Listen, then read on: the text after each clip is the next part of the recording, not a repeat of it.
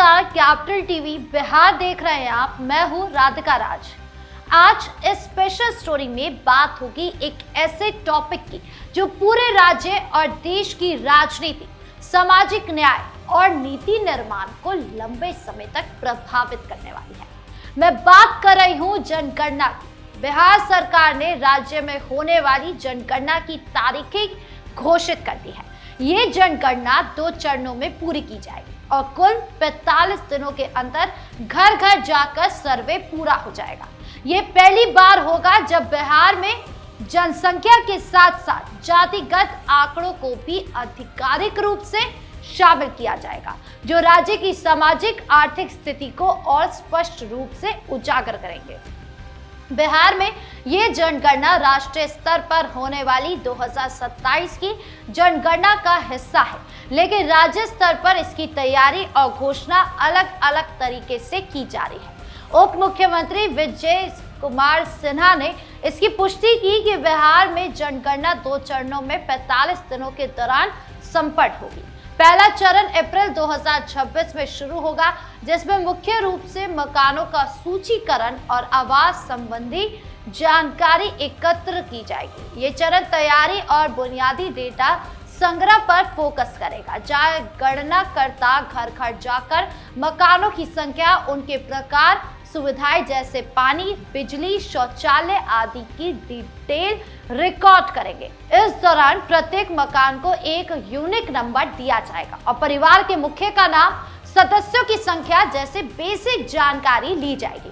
ये प्रक्रिया लगभग 15 से 20 दिनों में पूरी होने की भी उम्मीद है, लेकिन कुल मिलाकर पहले चरण को 45 दिनों के फ्रेमवर्क में रखा गया है ताकि कोई कमी न रहे।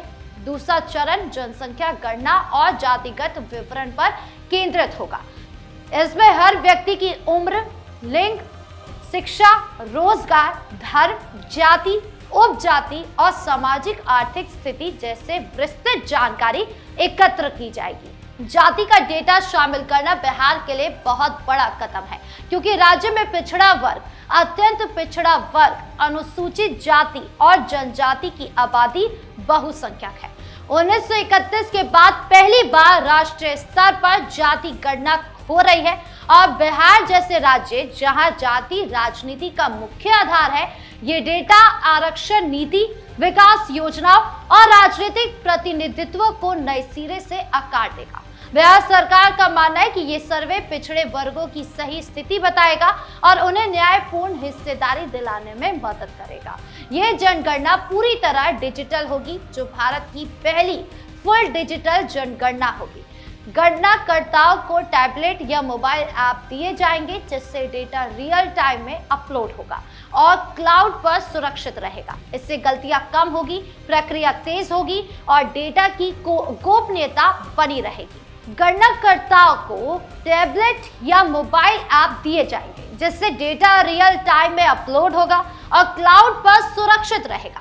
इससे गलतियां कम होगी, प्रक्रिया तेज होगी और डेटा की गोपनीयता बनी रहेगी। बिहार में पिछले 2023 के जाति आधारित सर्वे का अनुभव यहाँ काम आएगा, जहां 2 चरणों में घरों की गिनती और जातिगत डेटा सफलतापूर्वक एकत्र किया जाएगा। उस सर्वे को कुल 2.94 लाख गणनाकर्ताओं ने काम किया था और 13 करोड़ से ज्यादा लोगों का डेटा आया था। अब राष्ट्रीय जनगणना में भी इसी तरह की तैयारी हो रही है।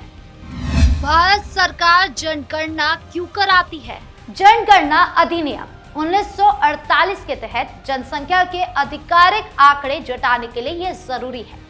यह अधिनियम 3 सितंबर 1948 को पारित हुआ था और भारत के पहले गृह मंत्री सरदार वल्लभ भाई पटेल द्वारा पेश किया गया था। इसका मुख्य मकसद देश की डेमोग्राफी स्थिति को सही और पूरी तरह समझना है। सरकार को पता चलता है कि देश में कुल कितने पुरुष, महिलाएं, बच्चे और बुजुर्ग हैं। साथ ही उनकी पढ़ाई लिखाई, काम धंधा, जाति, धर्म, भाषा और अन्य सामाजिक आर्थिक जानकारी भी इकट्ठा होती है।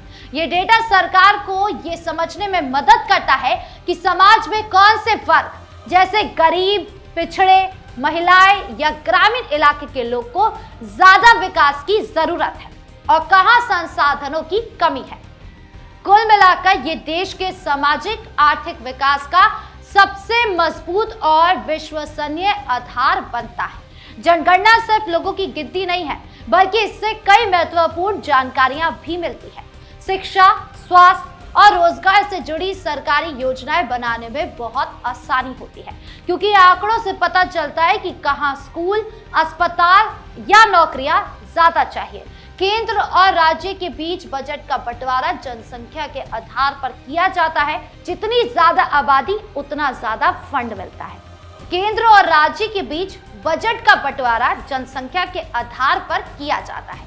जितनी ज्यादा आबादी उतना ज्यादा फंड। लोकसभा और विधानसभा क्षेत्रों की सीमाएं जनगणना के आंकड़ों से तय होती है, ताकि हर इलाके का प्रतिनिधित्व बराबर रहे और कोई क्षेत्र पीछे न छूटे। अनुसूचित जाति यानी कि एससी और अनुसूचित जनजाति यानी कि एसटी की यही सही संख्या जानकर उनके लिए खास कल्याणकारी योजनाएं, आरक्षण और विकास कार्यक्रम बनाए जाते हैं। इसके अलावा कंपनियां और निजी क्षेत्र भी इन आंकड़ों का इस्तेमाल करते हैं। वो बाजार की मांग समझते हैं, कहाँ कितने युवा हैं, कितनी महिलाएं काम कर रही है और आय स्तर क्या है, और नए निवेश, दुकानें या फैक्ट्रियां लगाने का फैसला लेते हैं। शोधकर्ता, डेमोग्राफर और अर्थशास्त्री जनगणना के डेटा से जनसंख्या वृद्धि के रुझान देखते हैं, भविष्य की भविष्यवाणी करते हैं और नीतियां सुझाते हैं।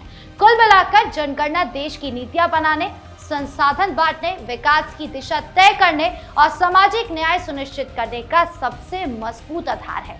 ये हर 10 साल में होने वाली एक ऐसी प्रक्रिया है जो पूरे देश की तस्वीर साफ करती है, कमियों को उजागर करती है और भविष्य की योजनाओं को सही दिशा देती है।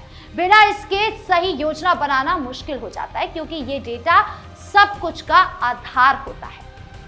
जनगणना ने बढ़ाया विपक्ष की परेशानी। एक तरफ तो जनगणना की तैयारी पूरी जोर शोर से चल रही है, लेकिन दूसरी तरफ एक बड़ा सवाल उठ रहा है। ये जनगणना, खासकर जाति डेटा शामिल होने से विपक्ष के लिए इतनी परेशानी क्यों बढ़ रही है? बिहार की राजनीति का सबसे बड़ा आधार जाति ही रहा है। यहाँ वोट बैंक ज्यादातर जाति के आधार पर बंटते हैं। 2023 के जाति सर्वे में जो आंकड़े आए वो बहुत कुछ बदल देने वाले थे। अब राष्ट्रीय जनगणना में जब जाति का आधिकारिक डेटा आएगा तो ये आंकड़े और मजबूत हो जाएंगे, क्योंकि 1931 के बाद ये पहली बार होगा जब पूरे देश में जाति गणना होगी, और बिहार जैसे राज्य में ये पहले भी हो चुका है। विपक्ष के लिए परेशानी इसी से बढ़ रही है, खासकर वो पार्टियां जो सवर्ण या ऊपरी जातियों पर ज्यादा निर्भर है, जैसे भाजपा का कुछ हिस्सा। उन्हें डर है कि सटीक जाति आंकड़े आने से पिछड़े वर्गों की मांगे और तेज हो जाएगी। जैसे आरक्षण की सीमा बढ़ाने की मांग, अभी 50% की लिमिट है, लेकिन बिहार में 2023 सर्वे के बाद इसे 65% तक बढ़ाने की कोशिश हुई थी, जो कोर्ट में भी रुकी। नौकरियां, शिक्षा और राजनीतिक टिकटों में हिस्सेदारी बढ़ाने की बात होती है। विकास योजनाओं में पिछड़ों को ज्यादा फोकस मिलेगा। इससे सवर्ण वोट बैंक पर असर पड़ सकता है, क्योंकि वो पहले से ही कम संख्या में, और अगर आरक्षण बढ़ा तो उसकी हिस्सेदारी घट सकती है। कुछ विपक्षी नेता खुले तौर पर कहते हैं कि जाति गणना से समाज में बंटवारा बढ़ेगा, जातिवाद मजबूत होगा, लेकिन असल चिंता ये है कि पिछड़े वर्गों को ज्यादा हिस्सेदारी मिलने से उनकी राजनीतिक ताकत कम हो सकती है। इतना ही नहीं, इस जनगणना को सही तरीके से कराने के पीछे का ये लक्ष्य है कि विपक्ष को परेशानी हो रही है। ये परेशानी हो रही है कि अगर जनगणना हुई तो अब सरकार को पता चल जाएगा कि किस वर्ग को कितना देना है और कितना नहीं देना है, जिससे विपक्ष के लिए वोट बैंक पर एक खतरा मंडरा रहा है। और इसीलिए बिहार में महागठबंधन इसे सामाजिक न्याय का बड़ा मुद्दा बनाते हैं। वो कहते हैं कि ये डेटा पिछड़ों को उनका हक दिलाएगा, जैसे आरक्षण, नौकरियां और योजनाओं में हिस्सेदारी, लेकिन डीप डाउन उन्हें बुरा लग रहा है कि ये सब सरकार करेगी और वो बैठकर तमाशा देखेंगे। वहीं कुछ विपक्षी पार्टी इसे राजनीतिक खेल भी बताती है, कहती है कि ये सिर्फ वोट बैंक की राजनीति है। कुल मिलाकर जाति डेटा आने से बिहार की राजनीति पूरी तरह बदल सकती है।